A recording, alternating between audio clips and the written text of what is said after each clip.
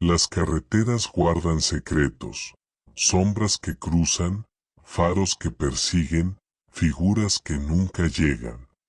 Estas son 10 historias reales de fantasmas y apariciones que aún recorren el asfalto. Escuchen y cuidado al manejar de noche.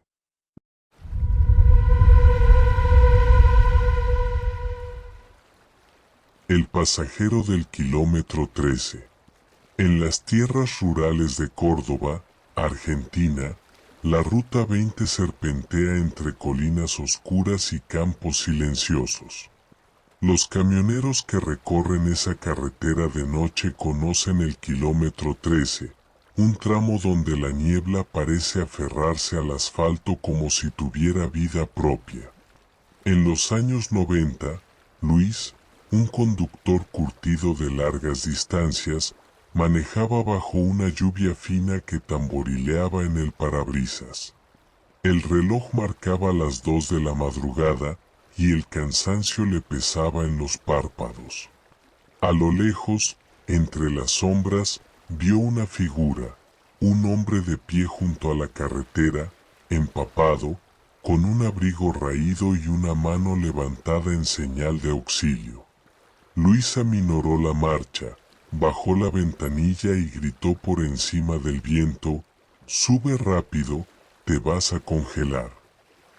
El hombre no dijo nada, solo asintió y se deslizó al asiento trasero, dejando un rastro de agua que goteaba sin parar. Olía a tierra mojada, a algo viejo y olvidado. Luis intentó romper el silencio. «¿A dónde vas, amigo? ¿Te pasó algo?». Pero el pasajero no respondió, su respiración era apenas un susurro. Al ajustar el retrovisor, Luis vio unos ojos hundidos que lo miraban fijamente, sin parpadear. Un escalofrío le recorrió la espalda, pero lo atribuyó al frío de la noche. Siguió manejando, concentrado en la carretera, hasta que el camión dio un sacudón, como si algo pesado lo hubiera golpeado desde abajo. Nervioso, volvió a mirar por el retrovisor y el asiento estaba vacío. Solo quedaba un charco de agua oscura, extendiéndose lentamente. El corazón le dio un vuelco. Frenó en seco, el motor rugiendo en protesta, y bajó con una linterna temblorosa. No había huellas, ni rastro del hombre, solo el eco de la lluvia en la soledad. Más tarde, en una gasolinera a pocos kilómetros, Luis contó lo sucedido al empleado, un viejo de mirada cansada. El hombre dejó caer su cigarrillo y murmuró: «No eres el primero. Hace años, en el kilómetro 13, un tipo murió atropellado. Era un viajero que pedía ayuda, pero el conductor no paró. Desde entonces, aparece en noches como esta, sube a los camiones, pero nunca llega a ningún lado». Luis sintió que el aire se volvía más pesado. Al volver a su camión, notó algo que no había visto antes. En el asiento trasero, donde el charco ya se había secado, había una huella de mano marcada en el cuero, como si alguien hubiera intentado aferrarse o dejar un mensaje.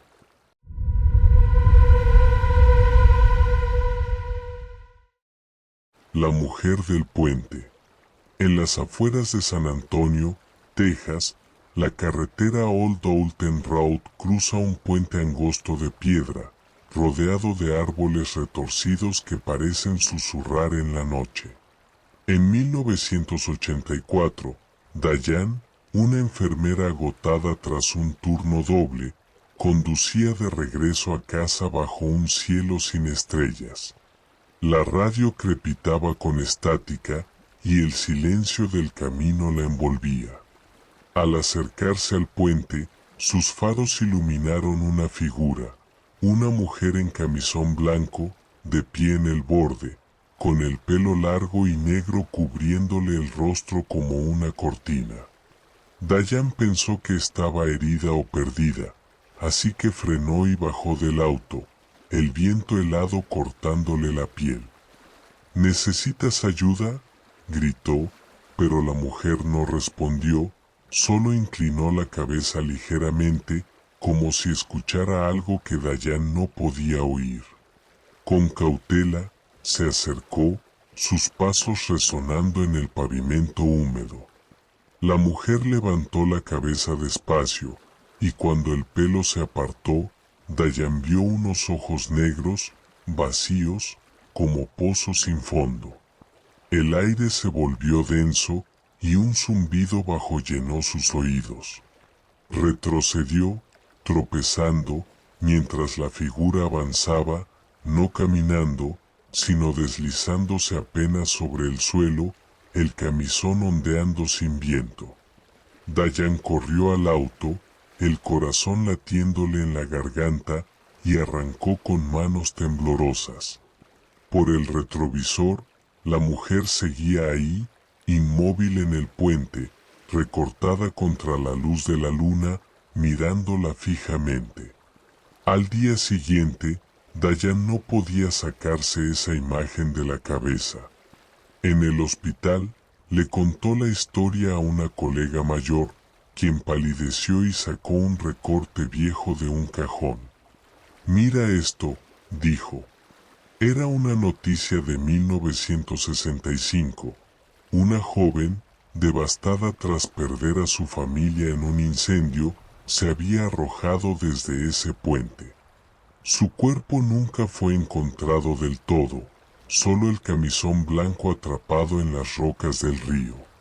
Desde entonces, los conductores la veían, siempre en el mismo lugar, buscando a alguien que la acompañara. Dayan juró no volver a pasar por ahí, pero semanas después, al cerrar los ojos, seguía viendo esos ojos negros, y un susurro en su mente: «Ven conmigo».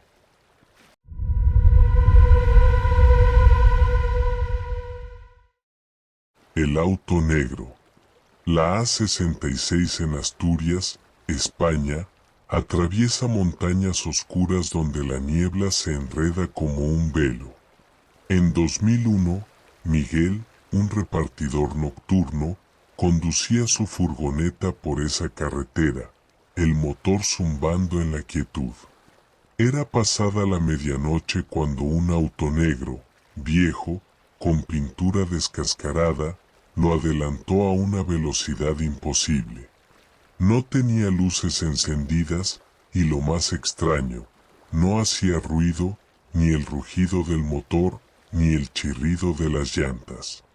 Miguel frunció el ceño, pensando que era un espejismo de la fatiga, pero más adelante, en un tramo recto, lo vio otra vez, detenido, con las puertas abiertas, como esperando algo. Al pasar, sintió un frío que se coló por las rendijas de las ventanas, y el vello de su nuca se erizó. Siguió manejando, el corazón acelerado, hasta que, kilómetros después, el mismo auto negro lo adelantó de nuevo, silencioso como un espectro. Esta vez, Miguel pisó el acelerador, sudando, pero al llegar a una curva, ahí estaba otra vez, parado, vacío, las puertas abiertas como fauces. El frío volvió, más intenso, y el motor de su furgoneta tosió antes de estabilizarse. Al llegar a un pueblo, exhausto, entró a un bar y preguntó por el auto. Un anciano, con manos temblorosas, le contó: en los 70, una familia murió en esa carretera. Iban en un auto negro, chocaron contra un camión en la niebla. Nadie sobrevivió. Miguel sintió un nudo en el estómago. El viejo agregó: dicen que siguen manejando, buscando el camino a casa, o a alguien que los saque de ahí. Esa noche, al revisar su furgoneta, Miguel encontró marcas de dedos en el polvo del capó, como si algo hubiera intentado detenerlo.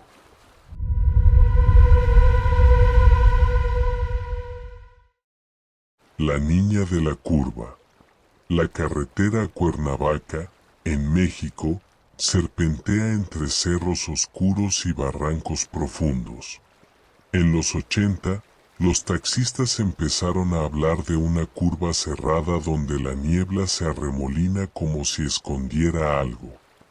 Juan, un conductor experimentado, trabajaba una noche de tormenta cuando vio a una niña junto al camino. Tendría unos 10 años, con un vestido blanco empapado y el pelo pegado a la cara. Temblaba bajo la lluvia, así que Juan frenó y le abrió la puerta. «Sube, pequeña, ¿qué haces aquí sola?». Ella asintió, callada, y se sentó atrás, goteando agua helada. «¿A dónde vas?», preguntó Juan, pero la niña solo murmuró una dirección en voz baja, apenas audible sobre el rugido del viento. Manejó en silencio, el limpiaparabrisas luchando contra la lluvia, mientras un mal presentimiento crecía en su pecho. La niña no decía más, solo miraba por la ventana con ojos fijos. Al llegar a la dirección, un terreno baldío lleno de maleza, Juan giró para hablarle, pero el asiento estaba vacío. El aire dentro del taxi se volvió gélido y el olor a tierra húmeda lo envolvió. Bajó, linterna en mano, buscando huellas, pero no había nada, solo el eco de la lluvia. Al día siguiente, en un café, un colega le mostró un periódico amarillento. En 1979, una niña murió en esa curva, arrollada por un camión que no la vio en la niebla. Desde entonces, aparece pidiendo que la lleven a casa, un hogar que ya no existe. Juan dejó de tomar esa ruta, pero meses después, al limpiar su taxi, encontró un mechón de pelo mojado en el asiento trasero, como si ella hubiera vuelto a subir.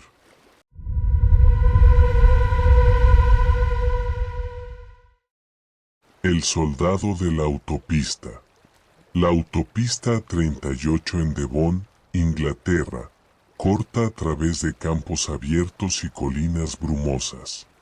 Desde la Segunda Guerra Mundial, los conductores han reportado algo extraño en ese tramo. En 1995, Sara, una estudiante de universidad, manejaba de noche tras una larga jornada de estudio.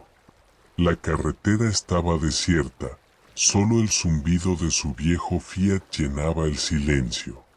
Entonces lo vio, un hombre en uniforme militar, con botas gastadas y un casco ladeado, haciendo autostop al borde del camino.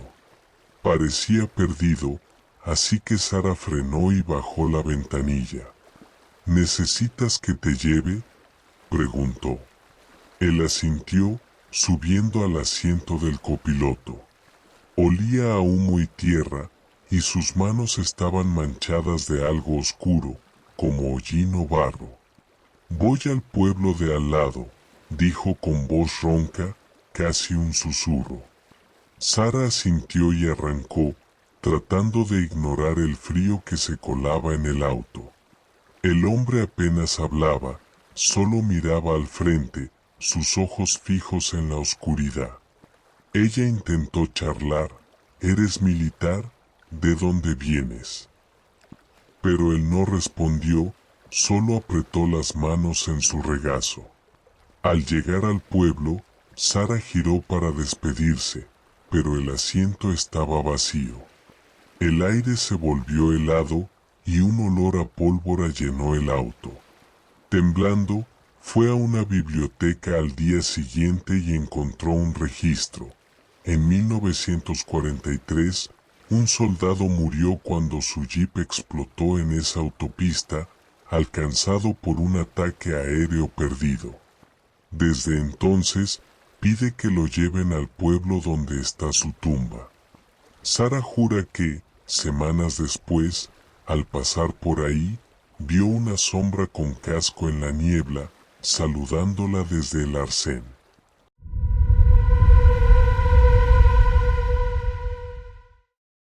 Estas figuras aún están ahí, esperando en la niebla, en las curvas, en la oscuridad. ¿Las has visto alguna vez? Conduce con cuidado. Comenta sobre qué historias quieres escuchar y no olvides dejar tu like y suscribirte.